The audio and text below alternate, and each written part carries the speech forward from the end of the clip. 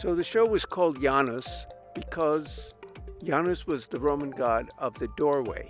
He was the gateway, and he looked forward and back. He had two faces. I was originally going to call the show Forward and Back, and then a friend said, well, call it Janus. I like to draw. I like to go outside. I like to draw. In the wintertime, I like to draw from nature, and so more of the earlier drawings had something to do with the post-impressionist Seurat, George Seurat, and the paintings certainly are somewhat impressionistic because I like to go outside in the fresh air and just do it.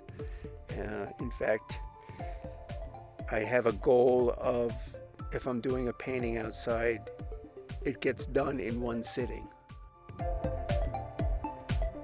When it comes to the books, it's funny, I'm not much of a reader.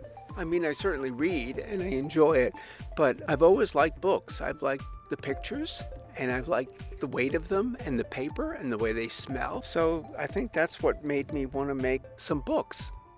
And I had a few stories that I wanted to work on. The first book I made was the song that my grandmother used to sing, and I made that for my father for his, I think it was his 80th birthday.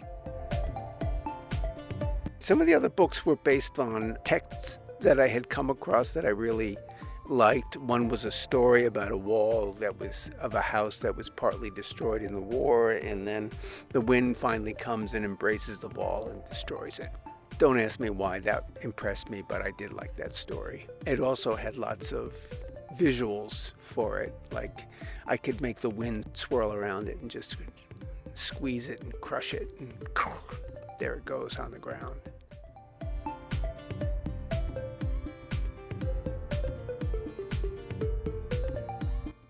I think what I want people to do is to look at it, relax, and forget about all your cares, and forget about the fact that this is pencil or watercolor on paper or paint on canvas, whatever it happens to be. And it sort of becomes the other thing for a while, so that you go into it and in a sense you get lost for a while, and it's a safe place to be lost because it has boundaries.